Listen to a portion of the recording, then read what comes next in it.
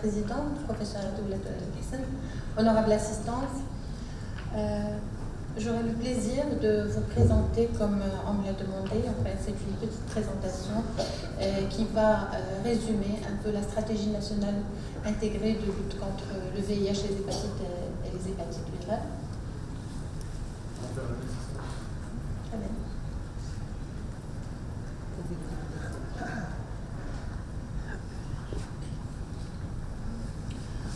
Alors, en 2024, c'est la première fois que le Maroc se dote d'un plan stratégique intégré qui couvre aussi bien le VIH, les hépatites virales et les infections sexuellement transmissibles, et ceci en référence aux orientations mondiales, notamment à la stratégie intégrée mondiale de l'OMS.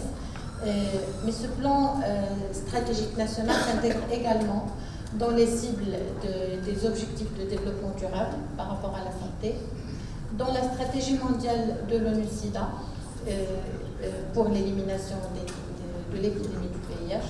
Il s'intègre aussi dans le chantier royal de réforme du système de la santé. Donc, bien sûr, la vision, c'est l'élimination. Et quand on parle d'élimination, on parle d'élimination comme menace de santé publique et non, parce que de toute façon, on ne peut pas éliminer le VIH. On aura des personnes vivant avec le VIH. Si on les élimine, ça veut dire qu'ils vont mourir. Or, le VIH sera là et les hépatites virales, mais ne présenteront plus une menace de la santé publique. Alors, notre plan stratégique national, c'est un plan national, ce n'est pas un plan du ministère de la Santé, mais un plan de tout le Maroc avec les différents partenaires qui y contribuent et qui y participent. Il a deux résultats intégrés d'impact qui sont principalement avec différentes cibles, avec des cibles ambitieuses, la réduction des nouvelles infections par le VIH, les hépatites virales et les IST. Donc on vise 90% pour les IST et le VIH et 60% pour les hépatites virales C. Aussi, un autre résultat intégré d'impact qui est la réduction de la mortalité liée au VIH et aux hépatites virales. Et on a deux résultats stratégiques transversaux qui sont principalement liés au droit, c'est-à-dire au renforcement de droits humains et de l'accès aux soins et la lutte contre toutes les barrières qui généraient l'accès aux soins, notamment la stigmatisation et la discrimination, et aussi, bien sûr, le renforcement de tout ce qui est gouvernance de la stratégie nationale et de sa mise en œuvre. Donc, alors, ces résultats d'impact et ces résultats stratégiques se déclinent en plusieurs résultats d'effet que je ne vais pas détailler, mais que je vais résumer. Par exemple, pour réduire les nouvelles infections, on table surtout sur la prévention combinée destinée aux populations clés plus exposées à l'infection par le VIH, mais aussi à toutes les populations cibles prioritaires, notamment les populations vulnérables et les populations cibles pour les hépatites virales et les infections sexuellement transmissibles. En général, ce sont des interventions qui sont dans une très grande mesure mise en œuvre avec la collaboration des ONG qui travaillent auprès de ces populations. Aussi, on a un axe très important qui est l'axe d'élimination de la transmission mère-enfant du VIH. Une triple élimination du VIH, de l'hépatite virale et de la syphilis de la mère à l'enfant. Donc, alors, pour la réduction de la mortalité liée à ces infections, je parlerai des objectifs, des fameux objectifs des 3,95, à savoir, on vise 95% des personnes vivant avec le VIH qui connaissent leur statut sérologique, parmi lesquels 95% doivent être mis sous traitement ARV, et parmi ces derniers, 95% doivent arriver à éliminer leur charge virale. Et qui dit éliminer charge virale, la charge virale dit arrêter la transmission du VIH, et donc ça a aussi bien un impact sur l'individu qu'un impact populationnel en termes de réduction de la chaîne de transmission. Bien sûr, des résultats similaires pour les hépatites virales et pour les IST. Ensuite, alors pour l'axe transversal, qui est l'approche droit humain et lutte contre les inégalités basées sur le genre, et aussi lutte contre la stigmatisation et discrimination, avec tout ce qui est lutte contre les inégalités genre, droit à la santé, avec aussi la réduction des barrières aux soins et aux services. Et enfin, nous avons l'axe transversal qui est l'axe gouvernance et qui couvre tous les aspects liés à la coordination, le partenariat, la contribution, notamment, on en a parlé ce matin, c'est du secteur privé, mais aussi des collectivités territoriales, l'information stratégique, suivi, évaluation, l'accès aux médicaments et la préparation aux pandémies. Tout le monde, je ne sais pas si tout le monde sait que la pandémie, par exemple, du Covid-19, elle n'a pas beaucoup affecté le programme national et la mise en œuvre du programme national de lutte contre le VIH-Sida et les hépatites virales, et je suppose beaucoup d'autres programmes aussi en ont souffert. Bien sûr, ce plan stratégique, il dispose d'un cadre de performance qui nous permet de suivre les indicateurs de performance, aussi bien les indicateurs d'impact que les indicateurs de résultats. Et donc, principalement pour l'élimination du VIH-Sida. Tout commence par connaître son épidémie, parce que si on ne connaît pas le contexte, on ne va pas pouvoir agir dessus.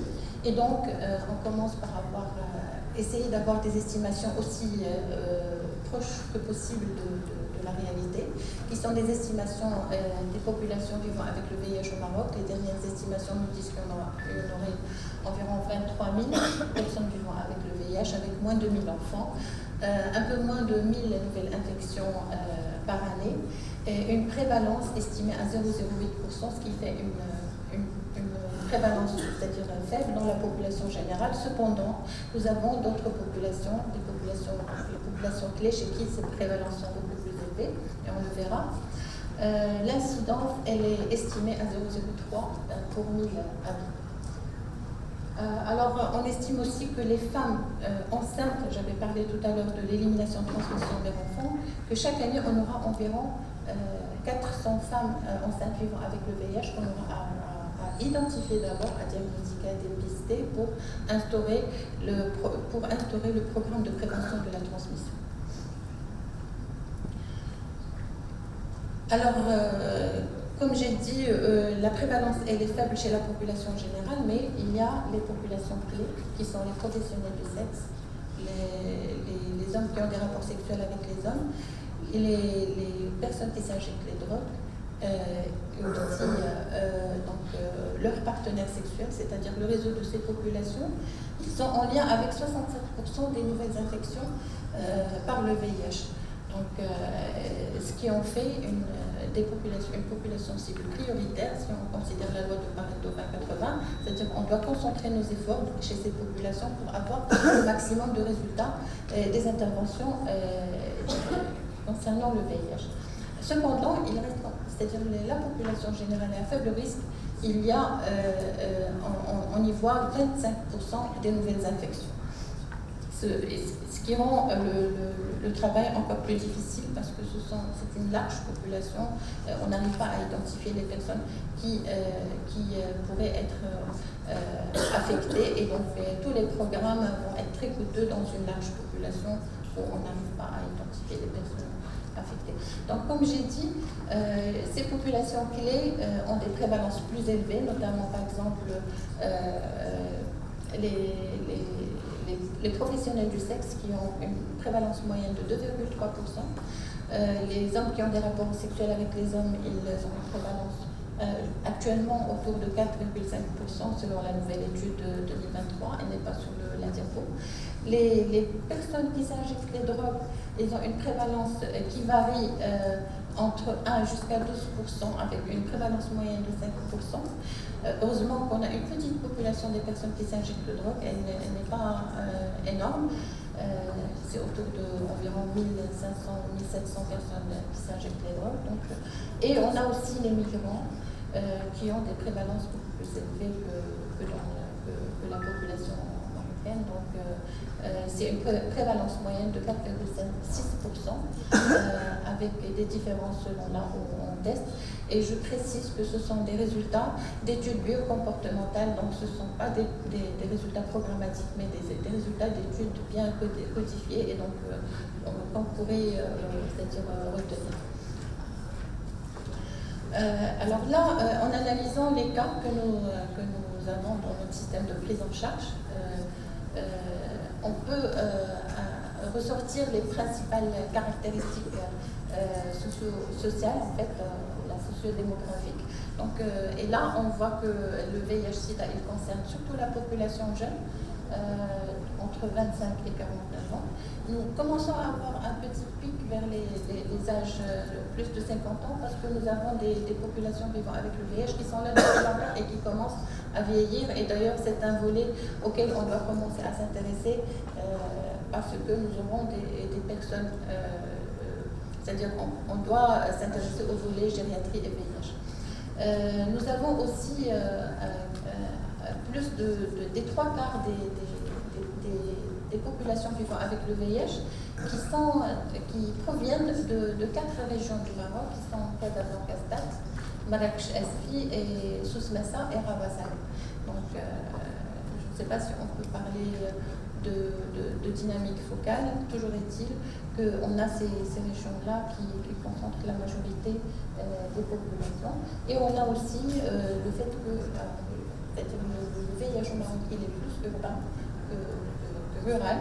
87% des cas se concentrent en milieu urbain. Et il concerne un peu plus les hommes que les femmes.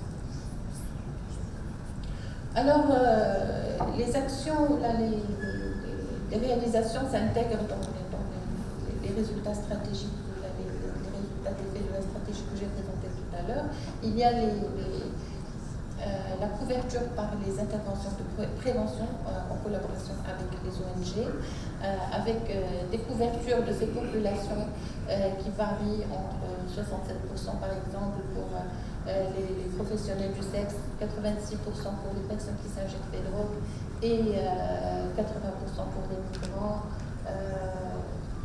Et je précise que pour calculer ces couvertures, on a fait un exercice d'estimation des tailles des populations clés au Maroc. C'était un exercice consensuel qui s'est basé sur des données factuelles, mais qui a été complété par un consensus avec l'intervention des experts du terrain. Donc il y a la cascade de la prévention avec les couvertures que j'ai présentées tout à l'heure et je voudrais seulement préciser que les couvertures par le dépistage n'atteignent pas encore ce qui est souhaité, donc on est encore à quelque chose au maximum de 45% de ces populations qui sont dépistées pour le VIH. Concernant le dépistage, alors le dépistage, on a une offre qui est croissante des structures qui offrent le dépistage. On était en 2023 à 2080 structures qui offrent le dépistage entre structures associatives et structures du ministère de la Santé. Je suis sûre que ce chiffre est augmenté depuis. On a également eu des performances annuelles de dépistage du VIH. Mais ce qui est très intéressant, c'est qu'à mesure que les années passent, on dépiste de plus en plus précocement. Ça veut dire que toutes les activités de sensibilisation pour amener les personnes à se faire dépister avant d'atteindre les phases avancées et la maladie du sida, c'est en bonne évolution et c'est ce qu'on recherche. Alors, il y a aussi l'extension de la prise en charge. On compte actuellement 40 centres référents régionaux, provinciaux et universitaires répartis sur le territoire. On commence à couvrir le sud et dernièrement, il y a eu un centre relais à Guelmim. Il y avait déjà Dakhla et il y avait déjà Lyon et dernièrement, il y a un centre relais à Dakhla et à Guelmim. Il y a aussi un chantier de délégation des tâches pour que cette prise en charge des personnes vivant avec le VIH ne soit pas uniquement l'apanage des médecins infectiologues ou des médecins internistes, parce que comme ça, on ne pourra jamais atteindre nos objectifs. Il faut que tout le monde y mette la main, aussi bien les généralistes que des médecins qui sont dans des ONG, par exemple, afin d'avoir une couverture optimale et surtout de rapprocher le service à la population. Il y a aussi la co-infection type VIH qui est aussi un axe très important. La prévention de la transmission mère-enfant du VIH, nous sommes actuellement à 61% de couverture des femmes enceintes vivant avec le VIH par les services de prévention de la transmission. C'est encore en deçà de ce qu'on voudrait avoir. La cible, c'est de 95%. C'est un chantier difficile. Et c'est un chantier d'autant plus difficile que beaucoup de femmes sont suivies dans le privé. On n'a pas d'informations sur ces femmes-là. Et donc, on ne pourra pas, c'est-à-dire, il se peut qu'on soit bon, mais on ne pourra pas le prouver. Et donc, la question de l'intégration du privé reviendra toujours sur la table. Parce que nous sommes un Maroc, nous ne sommes pas un ministre, c'est-à-dire la santé publique ne se réduit pas aux structures de santé publique. Alors, il y a aussi la stratégie droits humains et VIH dans sa 3e édition. Et cette 3e édition également, c'est une stratégie intégrée qui couvre aussi bien la tuberculose et les hépatites virales. Et donc, en définitive, et suite à toutes ces interventions, si on regarde la cascade VIH, c'est-à-dire, si vous vous souvenez des objectifs 3,95, on a 78% des personnes vivant avec le VIH qui connaissent leur statut sérologique. Donc, la cible, c'est 95%. Alors que pour les deux autres 95, on est bon, on a 94% qui sont sous ARV et 94% qui suppriment la charge virale. Cette cascade, elle est moins bien chez les hommes. Donc, les femmes, elles ont déjà 86% qui connaissent leur statut et les enfants également, mais les hommes, on arrive mal à les couvrir par les services de dépistage et donc seulement 65% parmi eux connaissent leur statut sérologique. Et les estimations, toujours ces estimations nous disent qu'on est bon côté prévalence parce qu'on est dans une courbe relativement stable qui commence à s'aplatir et donc aussi le nombre de personnes vivant avec le VIH n'augmente pas beaucoup ces dernières années. On est bon aussi pour tout ce qui est réduction des nouvelles infections, donc réduction de l'incidence et réduction de la mortalité. Donc on doit continuer dans ce sens. Pour la stratégie droits humains et VIH, là aussi, l'étude Stigma Index qui a été réalisée en 2016 et en 2022 a montré que grâce à toutes les interventions de sensibilisation et de formation et de communication, on a pu réduire la stigmatisation de 46 à 8% et aussi l'autostigmatisation, c'est-à-dire avec le travail avec les populations clés, elle a été réduite de 54 à 25%. Voilà pour le VIH. Alors maintenant pour l'hépatite virale C. Avec l'hépatite virale C, on a la chance d'avoir un traitement efficace et disponible. Et là, c'est un grand atout. Et donc, comme pour le VIH, le début, je rappelle que le programme de traitement des hépatites est un programme jeune qui a démarré récemment et qui a c'est-à-dire qu'il y a beaucoup d'ambition et je pense qu'on pourra beaucoup faire dans ce programme. Donc, on a commencé par une étude de prévalence, de séroprévalence, une étude nationale de séroprévalence en 2019, à travers laquelle la séroprévalence dans le pays de l'hépatite C est de 0,5%. Elle est plus élevée chez les personnes de plus de 41 ans.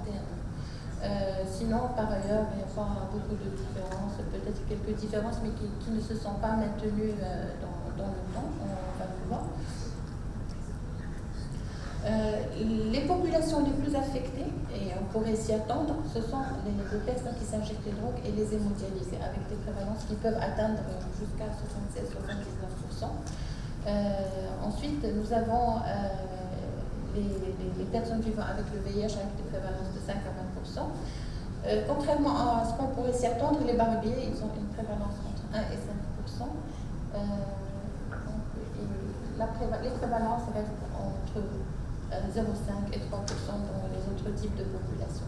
Donc, le programme national de lutte contre les hépatites virales a la vision d'un Maroc où la transmission de l'hépatite virale est stoppée, où toutes les personnes souffrant d'hépatite virale B et C ont accès aux soins, un traitement sûr, abordable et efficace. Donc, il y a eu un modèle d'intervention qui a permis de définir donc, les objectifs d'impact dont on a parlé tout à l'heure, mais aussi les objectifs, les cibles de résultats qui sont de détecter 90% de l'hépatite virale chronique, 90% et traiter 90% d'hépatite virale chronique et guérir au moins 95% de ces hépatites virales chroniques. Donc, il y a eu un déploiement de l'offre de dépistage et de l'offre de la prise en charge à travers tout le territoire, avec plus de 1700 centres offrant le dépistage, avec 83 centres de prise en charge, avec l'implication bien sûr de gastro-entérologues et surtout aussi de laboratoires avec des gènes-experts, et l'acquisition qui a été faite de 14 chiffroscans. Les intrants en termes de tests de dépistage, en termes aussi de AD, d'antiviraux à longue durée d'action, a été assurée. Donc la stratégie de dépistage est une stratégie active et une stratégie passive. Active par rapport aux populations clés, populations prioritaires, les PID et les hémodialysés, parce qu'on va aller vers ces populations. Le diagnostic, il a été, c'est-à-dire il y a eu un algorithme national de diagnostic de l'hépatite virale C, comme ça on standardise au niveau national le diagnostic. Aussi le circuit de la confirmation, il a été standardisé et c'est-à-dire il y a eu beaucoup d'efforts consentis pour assurer justement le transport des prélèvements de confirmation là où un laboratoire qui pourra faire la confirmation n'existe pas. Et donc à chaque fois qu'on a un cas positif, il est automatiquement notifié au programme national de lutte contre le sida et les hépatites virales, qui coordonne instantanément le transport du prélèvement afin que les examens de confirmation puissent être faits le plus tôt possible. Donc ça, ce sont les centres de prise en charge et de confirmation d'hépatite B.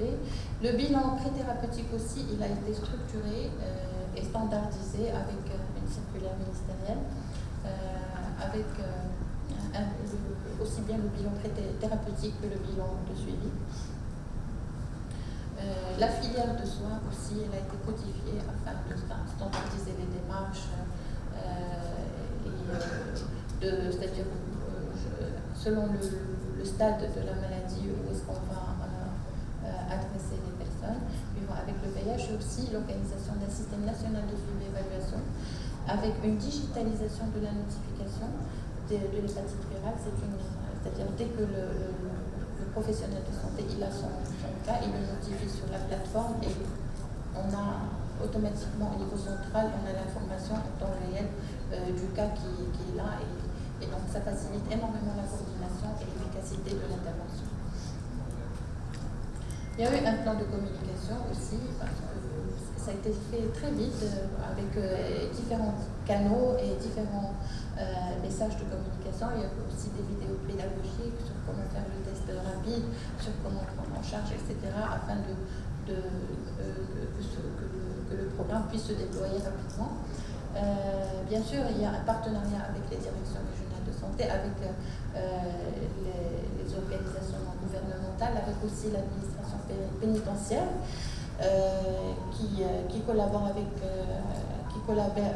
aussi bien en ce qui concerne le VIH que les hépatites virales, notamment via le dépistage des populations carcérales. Alors, en termes d'hépatite C, c'est-à-dire, il y a eu deux campagnes, l'une en 2022 et l'autre en 2023, des campagnes de dépistage. Bien sûr, il y a la routine entre les deux, mais les résultats de ces campagnes sont intéressants. Donc, la première, elle a permis de faire plus de 125 000 tests, la deuxième, près de 200 000 tests. Ce qui est intéressant dans ces deux campagnes, ce sont les proportions, les taux de positivité. On remarque c'est-à-dire entre les 2 années, on est passé d'un taux de positivité de 1% à un taux de positivité de 0,4%. Et je ne sais pas, moi j'ai mis l'hypothèse comme quoi cette première campagne avec la prise en charge qui a suivi a permis de stabiliser un peu, c'est-à-dire de réduire la charge virale circulante de l'hépatite C, ce qui a donné une prévalence, un taux de positivité beaucoup plus bas lors de la deuxième campagne. Et je trouve que c'est très encourageant parce que ça va vers ce qu'on voudrait, l'élimination des hépatites virales en 2000. Voilà la carte du Maroc avec les zones les plus touchées, c'est-à-dire notamment il y a la région de Mimizet, de l'Oriental et de Tanger-Tétouan qui se démarquent, là où il y a les prévalences les plus élevées, les régions du Sud, là où il y a les prévalences les plus basses. Ça, c'est la cascade depuis le dépistage jusqu'à la guérison. Là, sur cette diapo, on a 34% des patients qui sont guéris, mais c'est juste parce que l'information sur la guérison, elle demande du temps c'est-à-dire la guérison finale définitive, donc elle demande du temps, et donc ce n'est pas un indicateur c'est-à-dire qui pourrait être mal perçu. Alors, il y a eu une modélisation de la stratégie nationale de lutte contre les hépatites virales qui a dit que si on maintient cette stratégie, on pourrait aspirer à la réduction des nouvelles infections, de l'incidence, mais aussi à la réduction des complications, notamment à la réduction des cirrhoses décompensées et des décès liés à l'insuffisance hépatique secondaire à l'infection par l'hépatite virale C. Et on pourrait sauver 4000 vies à travers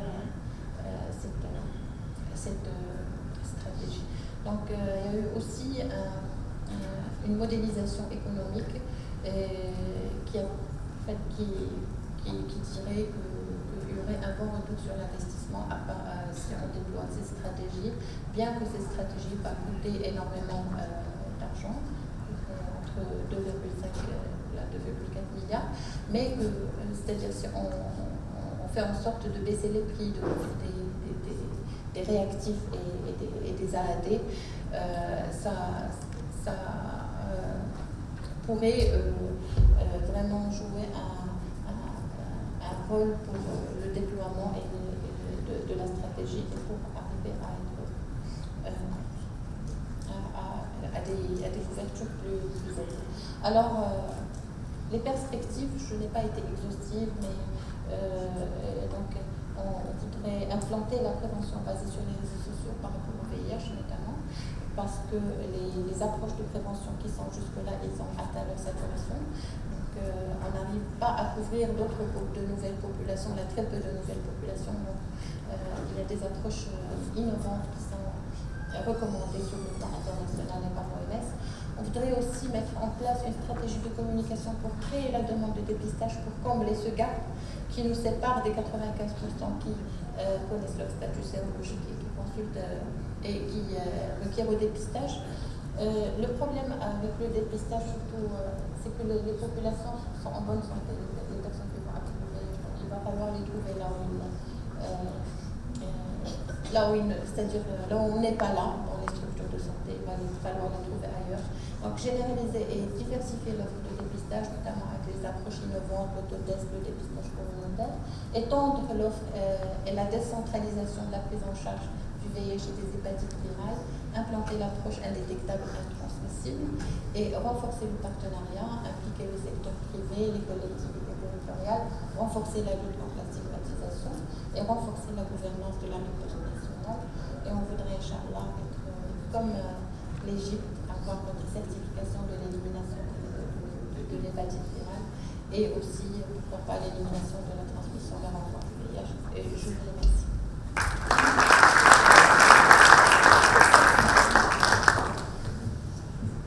On remercie Dr Kettani pour son excellente présentation, et surtout pour les chiffres actualisés sur l'infection VIH et l'infection du virus de l'hépatite C. Donc on passera à la discussion de ces deux communications. Et si vous permettez, je vais faire un ou deux commentaires sur la présentation de Dr Kettani. Concernant le déclin de la prévalence, c'est quelque chose qu'on a commencé en tant que praticien, c'est quelque chose qu'on a commencé à remarquer depuis l'introduction des antiviraux, qui ont été introduits, je pense, en 2016 ou 2017. Et je voudrais là remercier et rendre hommage à professeur Hussein Wardi, qui a travaillé à l'introduction de la première copie Sovosbuvir d'Aclatasvir au Maroc. Aussi, concernant la réduction de la mortalité des hépatites à 65%, je pense que c'est un objectif très modeste. Parce que sur le terrain, on remarque très bien que les traitements sont très efficaces. Concernant l'hépatite C, bien sûr, c'est connu, réduction.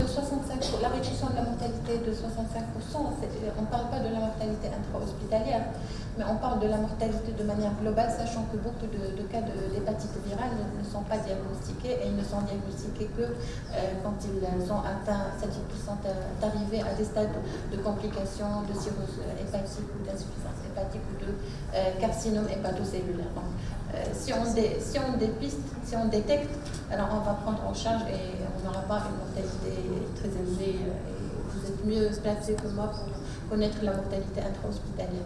Alors concernant les officines qui peuvent faire des tests, oui, ça serait une très bonne chose parce que autant qu'on diversifie les approches de dépistage, autant on va élargir cette couverture de dépistage et on va, c'est-à-dire plus s'approcher vers notre objectif des 95%, des premiers 95%.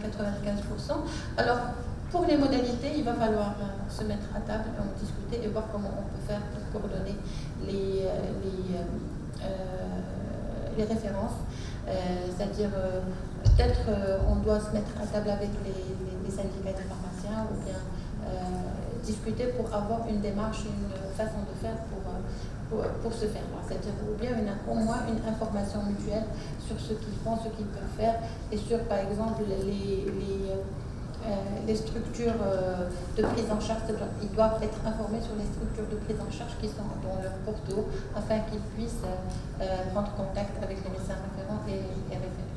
Sachant que la référence du VIH doit être, c'est-à-dire faite avec prudence, elle doit s'entourer de confidentialité, elle ne doit pas être nominative, elle doit être préparée afin que cette personne n'arrive pas dans les structures de prise en charge, c'est-à-dire qu'il passe à travers les agents de sécurité ou bien c'est-à-dire il faut qu'elle arrive directement chez son médecin référent, donc ça doit être fait dans les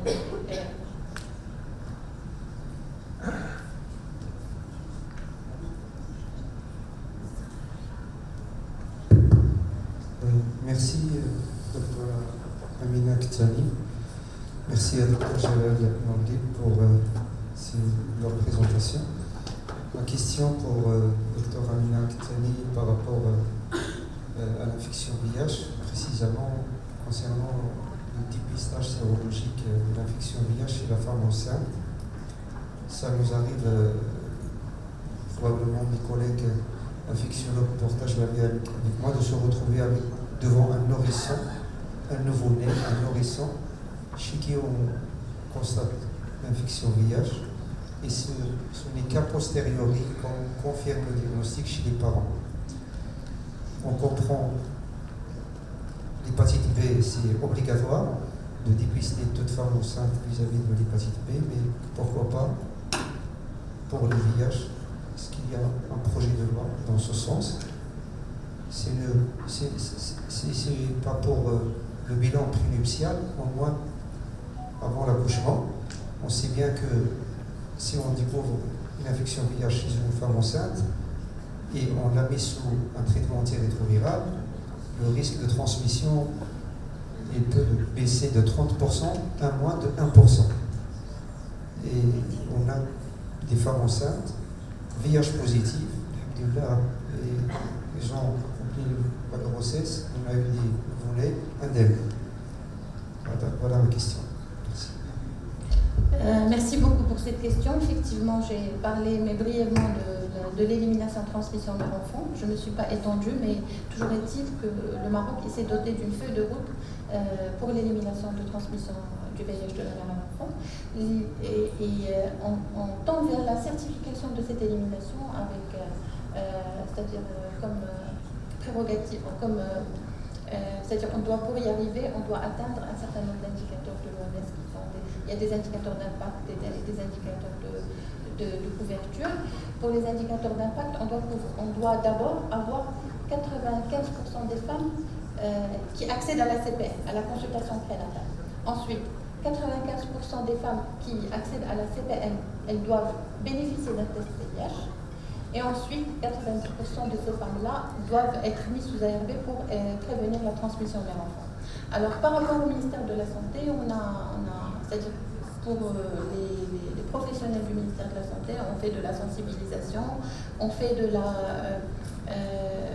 c'est-à-dire, on en fait un objectif dans la stratégie et donc qui est décliné, notre stratégie nationale, elle est déclinée au niveau régional et donc au niveau provincial et chaque région, elle sait qu'elle a un objectif PTME à atteindre.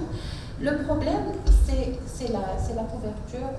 C'est vrai qu'il y a un problème aussi de couverture par le dépistage qui a été aggravé par tout le mouvement de grève qu'a vu le Maroc ces derniers temps, mais le problème numéro un, c'est la couverture par la consultation prénatale. Donc une femme qui ne consulte pas, on n'a pas le moyen de lui proposer un dépistage. Nous avons aussi toute la question du secteur privé. Il y a certains médecins du secteur privé qui demandent systématiquement le test VIH, mais il y en a qui ne le font pas. Nous avons conduit une étude qui a montré que, heureusement, plus de 50% le demandent, les médecins privés, mais on n'a pas l'information tout le temps. Toujours est-il qu'avec ces interventions-là qu'on voudrait élargir, on est arrivé à avoir 63% des femmes enceintes, 67% des femmes enceintes vivant avec le VIH qui sont détectées et qui bénéficient du traitement de prévention de la transmission mère-enfant du VIH. Mais pour arriver à la couverture optimale, il faut que tout le monde s'y mette, aussi bien les médecins que les privés, et aussi bien c'est-à-dire la communication, tous les instances de communication pour encourager les femmes à venir consulter quand elles sont enceintes et pour les sensibiliser sur le risque de transmission mère-enfant et sur l'efficacité, comme vous dites, de la prévention de transmission. Pour le texte de loi, malheureusement, c'est-à-dire on ne peut pas obliger une femme ni aucune personne à se faire dépister pour le VIH. Tout ce qu'on peut faire, c'est proposer, mais on ne peut pas obliger.